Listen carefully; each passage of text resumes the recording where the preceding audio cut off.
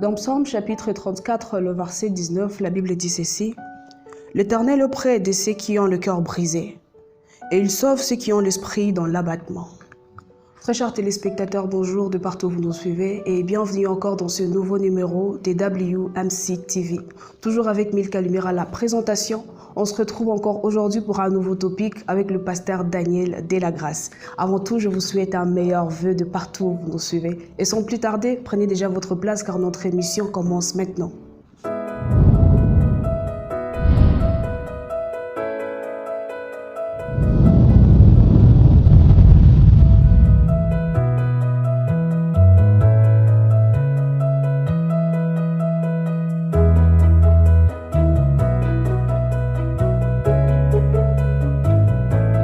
Bonjour pasteur. Bonjour ma sœur Milka. Meilleur vœu papa. Merci et pareillement. Merci beaucoup pasteur. Aujourd'hui nous sommes là pour parler du brisement. Un topic tellement fragile. Pas facile pour les chrétiens. Oui, c'est pas facile. Vous voyez, par définition, Ouais. le dictionnaire français définit le brisement comme le fait de rompre, de mettre en pièces. Alors si quelqu'un doit être mis en pièces, vous avez raison, ce n'est pas facile. Pas facile. Et Évidemment. comment les Saintes Écritures définissent-elles le brisement? Bibliquement parlant, le brisement peut être compris comme le processus par lequel Dieu fait passer ses enfants pour les rendre humbles, pour mettre en pièces l'orgueil. Comme je l'avais dit l'autre fois, l'homme est naturellement orgueilleux.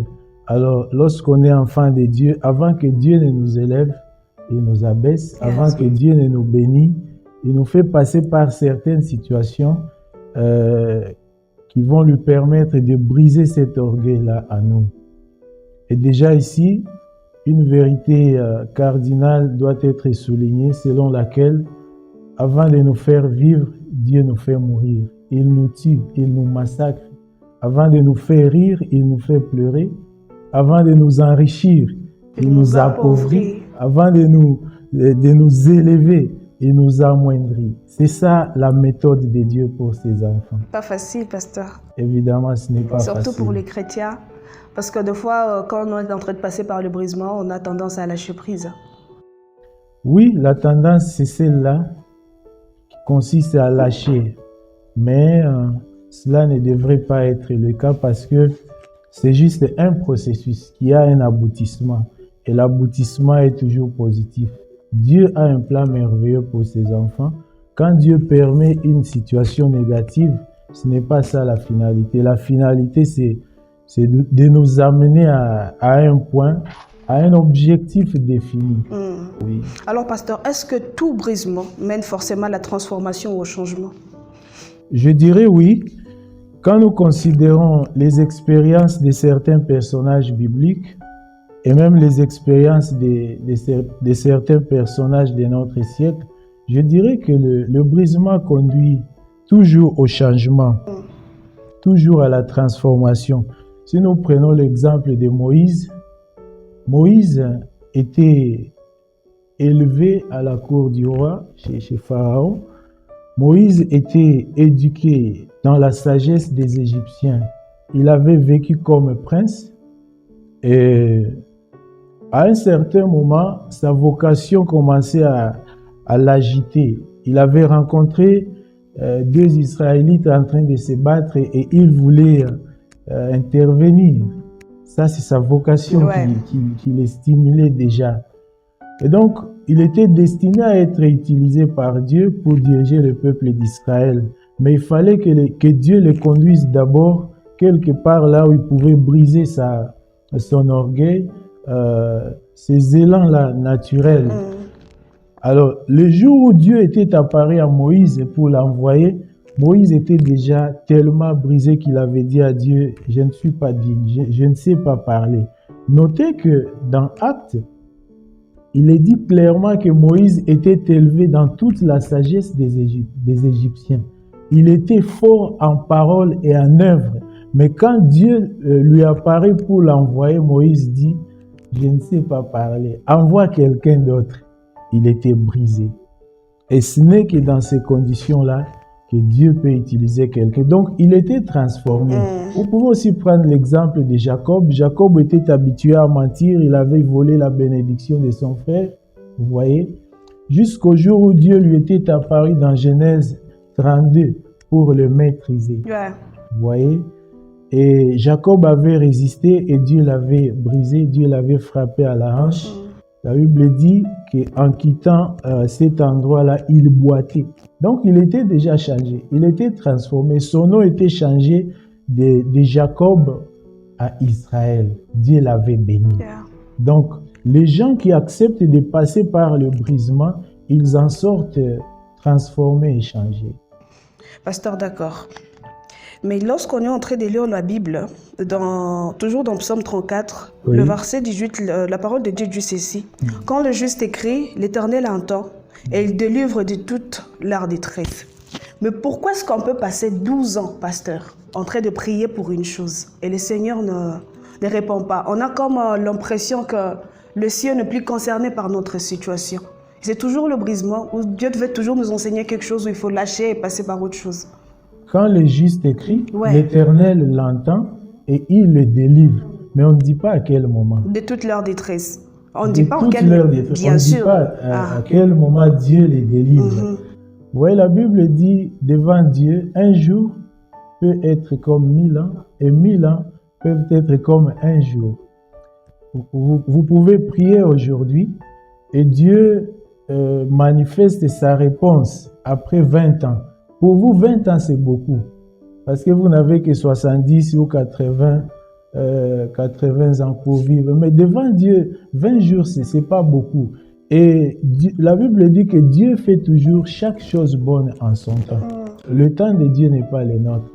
Ses voies ne sont pas nos voies. Voilà. Alors, lui qui connaît ce qu'il nous faut, quand il nous faut et quand il va le faire, pourquoi il est capable de tout? Il dit que tout l'appartient. Rien n'est impossible à lui. Alors, pasteur, il connaît que peut-être que pour que Milka ait l'argent, il faut qu'elle passe par cette route. Mais pourquoi il ne peut pas me faciliter cette tâche? Il veut juste que la tête me fasse mal, ni lier, ni kimbier, ni fagne, pourquoi il permet ça? Et c'est ce qui nous pousse, nous, en tant que chrétiens, de partir maintenant, tout le monde dans leur vie normale et tout, accrochés chez Dieu, sont en train d'aller encore plus loin que nous. Et ça fait à ce qu'on se dise, peut-être que moi aussi, je dois lâcher prise et aller suivre ces chemins. Avant que Dieu nous donne quelque chose, il sera sûr qu'il nous a bien préparé à gérer la chose. Alors, le brisement, c'est ce processus-là, un peu douloureux, par lequel Dieu nous fait passer pour nous préparer à la gestion de sa gloire, à la gestion de ses bénédictions. Comme je l'ai dit, Dieu révèle sa force à travers les personnes qu'il a rendues faibles. Vous voyez, l'apôtre Paul, par exemple, dans 2 Corinthiens 12, il dit qu'il priait. Il avait une écharde, il appelle l'ange de Satan, que Dieu avait permis dans sa vie. Ok?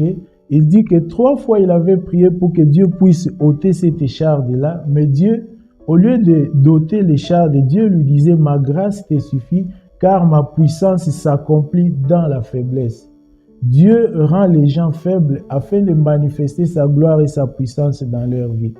Alors quand tu pries et Dieu semble ne pas intervenir directement, tu dois comprendre que Dieu a un objectif derrière cette attitude-là, réserviste, si je peux le dire. Alors, pasteur, quelle attitude faut-il adopter lorsque nous nous retrouvons en train de passer par le processus du brisement? Parce que c'est pas facile. Premièrement, nous devons nous laisser maîtriser par Dieu. Ok? Parce que quand Dieu intervient pour nous briser, nous avons 2 possibilités. Soit nous nous laissons faire, soit nous nous débattons avec lui. Et le bel exemple de quelqu'un qui s'était laissé maîtriser, c'était Isaac lorsque son père Abraham l'avait ligoté pour l'offrir à Dieu. Il n'avait pas lutté avec son père, il s'était laissé faire comme un sacrifice. Vous voyez, la Bible dit que nous devons offrir à Dieu notre vie comme un sacrifice vivant, sain et agréable. Vous voyez? Alors, en tant que sacrifice à l'image d'Isaac, nous devons nous laisser maîtriser, nous devons nous laisser ligoter par Dieu, lui permettre de nous égorger. Parce que ce n'est qu'après nous avoir tués qu'il nous fait vivre. Vous voyez, Isaac était sorti de Morija en tant qu'un homme transformé, brisé. Quand vous lisez la suite, Isaac, c'était un homme béni. Quand vous lisez la vie de Jacob, après son expérience au torrent de Jabbok, dans Genèse 32, il était sorti transformé, il était sorti un homme béni. Dieu l'avait protégé face à son frère et la suite ne pose pas problème. Vous comprenez, madame? Donc, la première chose, nous devons nous laisser maîtriser. Ok? Alors, j'ai cité l'exemple de Jacob. La Bible dit que Dieu, un homme lui était apparu. Évidemment, quand vous lisez bien, c'était l'ange de Dieu, c'était Dieu lui-même. Il voulait maîtriser Jacob. Mais Jacob lutta jusqu'à l'aurore. La Bible dit, ayant vu qu'il ne parvenait pas à le maîtriser, il le frappa à la hanche. Vous voyez? Donc, quand Dieu nous apparaît, quand Dieu nous fait passer par le processus du brisement, la bonne attitude, c'est nous laisser faire. Si nous ne nous laissons pas faire ou maîtriser, Dieu va nous frapper fortement parce qu'il est plus fort que nous. Nous ne pouvons pas le vaincre. Vous voyez? Alors, c'est là le problème avec beaucoup d'enfants de Dieu. Ils ne se laissent pas faire. Par exemple, quelqu'un qui a terminé ses études, il cherche l'emploi longuement. Ne l'ayant pas trouvé, il crée des raccourcis. Il va chez les féticheurs. Là, il cesse d'être enfant de Dieu parce qu'il a renié la foi. Par exemple, une jolie fille qui ne parvient pas à trouver le mariage pendant longtemps, elle s'est fait prendre comme deuxième, troisième femme. Ça ne glorifie pas Dieu. Elle a échoué au test de Dieu et Dieu n'a pas de problème. Il va chercher quelqu'un d'autre. Il va travailler avec quelqu'un d'autre. Mais la personne s'est disqualifiée. Voilà, donc nous devons nous laisser maîtriser. Ça, c'est le premier conseil. Le deuxième conseil, nous devons aimer Dieu malgré tout. Il y a plus de 15 ans passés, j'avais lu un livre intitulé « Fidèle quoi qu'il en coûte ». Et dans ce livre-là, on explique toutes sortes d'épreuves par lesquelles l'enfant de Dieu peut passer. Et j'avais aimé une citation dans ce livre-là. L'auteur écrit « Je crois au soleil même lorsqu'il ne brille pas. Je crois en l'amour même lorsqu'il ne m'entoure pas. Je crois aussi en Dieu même lorsqu'il s'éteint. » Quand Dieu semble se taire, quand Dieu semble indifférent, l'enfant de Dieu doit continuer à croire en son amour. Parce que, comme je l'ai dit, le brisement n'est qu'un processus. La finalité, c'est notre bénédiction, notre promotion, notre élévation. C'est la gloire, c'est la puissance de Dieu. Voilà. Pasteur, d'accord, on est d'accord avec ça.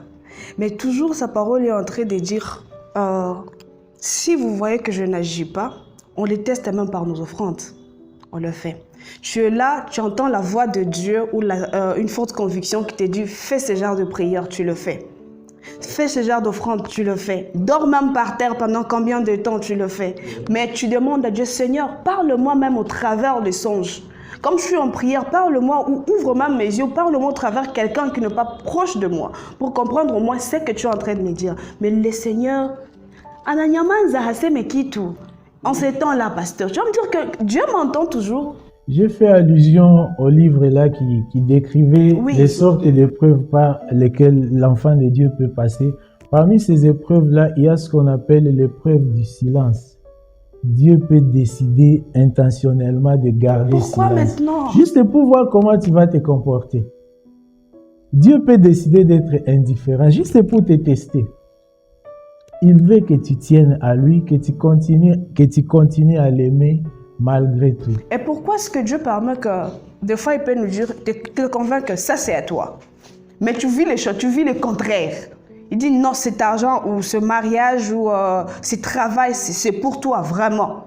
Mais, une fois là-bas, tu commences à vivre le contraire. Tu demandes est-ce que c'était toujours la voix de Dieu ou comment. Et lorsque tu veux partir, lorsque tu veux lâcher, lorsque tu veux laisser, tu sens que Dieu te dit non, ne lâche pas. Continue de prier, c'est à toi. Mais tu vis le contraire. C'est ça le brisement. Mais pourquoi? Pendant le brisement, Dieu nous donne le contraire de ce que nous voulons. Ah non, pasteur, mais pourquoi? Mais vous voyez maintenant, vous me donnez raison que c'est à cause de ça que certains chrétiens maintenant, parce que j'en pose la question, pasteur.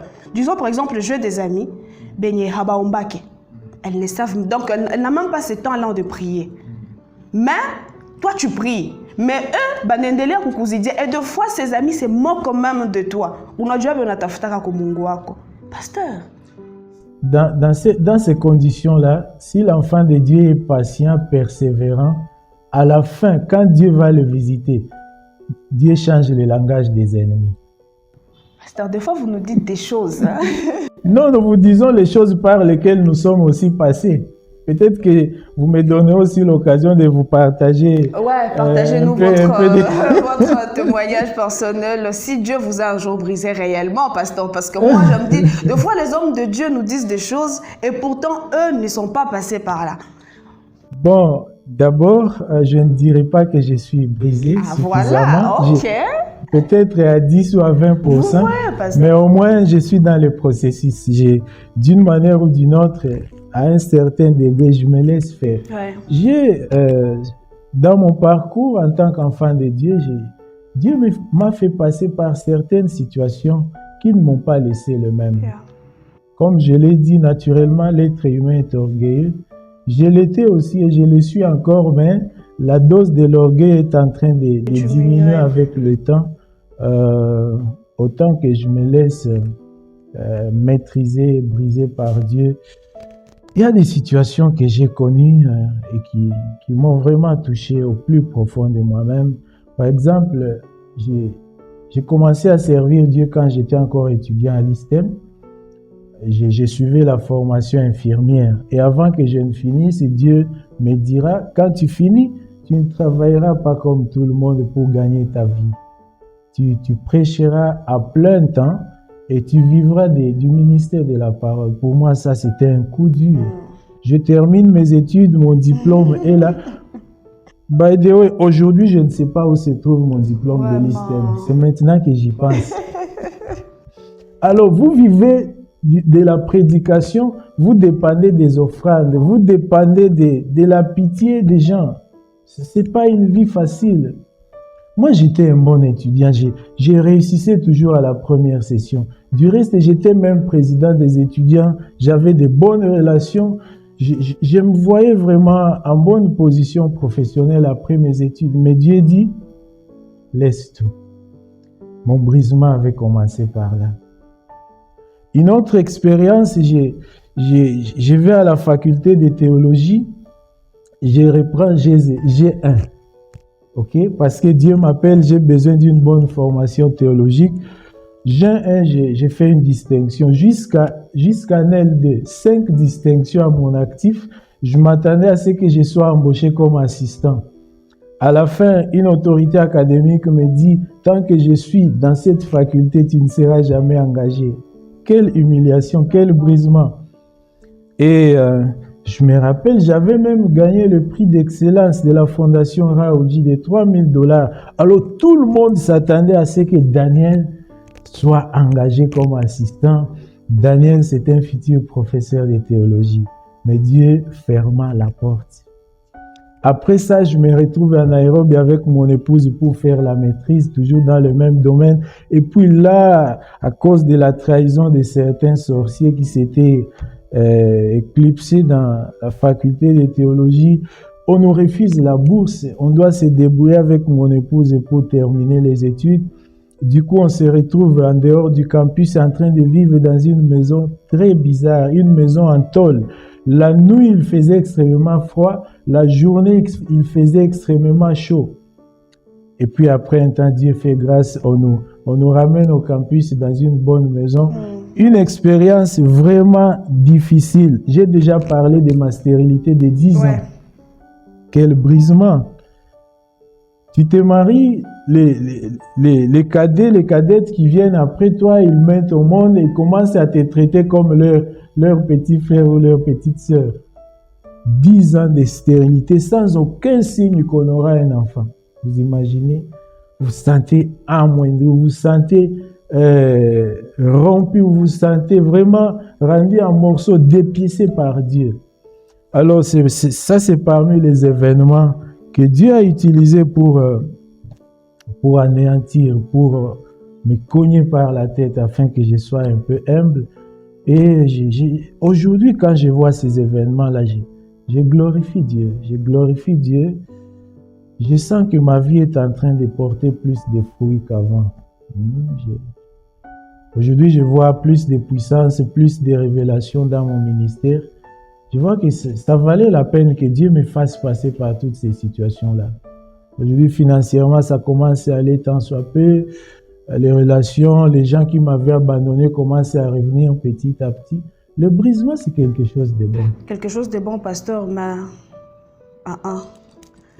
Le Seigneur, a répété châter les signes bassi, parce que des fois, c'est pas facile, pasteur. Ça dépend de lui. Faisons-lui confiance. On le fait confiance, bien sûr, mais pourquoi est-ce que c'est tic-tac, on te dit fais ceci, tu le fais, tu reviens avec la solution. Mais nous qui prions, pasteur.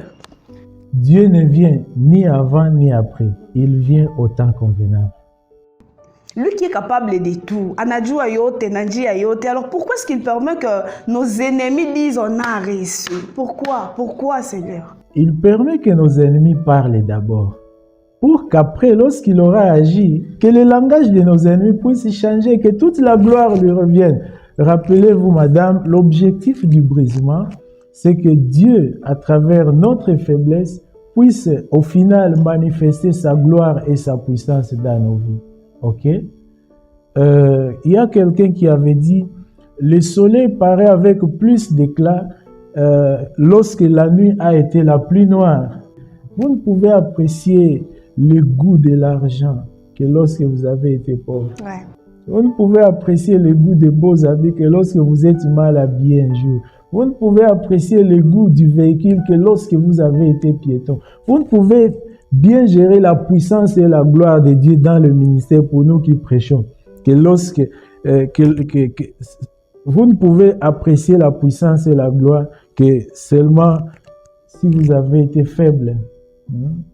Donc Dieu nous fait passer par la sécheresse, par la médiocrité, pour qu'au final il puisse nous montrer sa puissance et sa gloire. C'est ce qu'il a fait avec Moïse, avec Joseph, c'est ce qu'il a fait avec Jacob, c'est ce qu'il a fait avec l'apôtre Dalo, c'est ce qu'il a fait avec le prophète Joël Francis Tatou, c'est ce qu'il a fait avec tous les hommes, toutes les femmes qu'il a élevées dans la vie. C'est ça la méthode de Dieu. Les Robert Kayanja, pour nous qui sommes en Ouganda, lorsqu'ils vous racontent leur parcours, vous avez les larmes aux yeux. C'est ça la méthode de Dieu. Les Benny Hinn aux États-Unis, les Randy Clark, c'est ça la méthode de Dieu. Dieu ne peut élever que ce qu'il a abaissé. Dieu ne peut glorifier que ce qu'il a humilié. C'est ça sa méthode et on ne va rien y changer. Merci beaucoup, pasteur. Je crois que je suis encore réconforté. Un mot à tous ceux-là qui sont en train de nous suivre, particulièrement à tous les chrétiens qui sont en train de passer par des moments difficiles, dans le brisement, comme vous l'avez dit, dans le brisement. Est-ce que vous pouvez nous rappeler le verset que vous avez lu au départ? Dieu est proche de ceux qui ont les cœurs brisés. Les cœurs brisés. Dieu n'est pas proche de ceux qui n'ont pas les cœurs brisés. Il faut d'abord arriver au niveau où on a les cœurs brisés. Ce n'est que dans ces conditions-là que Dieu sera proche de vous. En d'autres mots, Dieu ne révèle sa gloire, Dieu ne révèle sa puissance qu'à travers la vie de quelqu'un qui est brisé, qui est humble, quelqu'un qui est dépourvu de lui-même, dépourvu de son moi, dépourvu de son orgueil. Lorsque la personne devient humble, c'est en ce moment-là que Dieu se manifeste. Et désormais, tout ce qui était difficile devient facile d'une certaine manière. Donc, frères et sœurs, si vous traversez par des situations difficiles, vous êtes déjà enfant de Dieu, vous avez reçu Christ comme Seigneur et Sauveur, mais subitement vous vous retrouvez en train de traverser des situations précaires, des situations sombres. Sachez que probablement Dieu vous fait passer par le brisement et la finalité c'est la gloire. La finalité c'est la manifestation de sa puissance. Comme le disait mon jeune frère Patrick Boutsapo, quand nous traversons la vallée de l'ombre et de la mort, nous ne craignons rien, hein, parce que de l'autre côté, Dieu a déjà préparé une table pour nous. Vous voyez? Donc la traversée de la vallée n'est qu'une étape. La finalité, il y a des bénédictions que Dieu a déjà préparées pour nous. Donc soyons patients. La patience paye. La patience paye. Merci beaucoup, pasteur. Et si vous vous sentez découragé, pensez à moi. J'ai été stérile pendant 10 ans. Aujourd'hui, j'ai un enfant. Amen. Merci beaucoup, pasteur, et gloire au Seigneur. Merci à tous nos téléspectateurs de partout où vous nous suivez. On se dit au revoir et à la prochaine.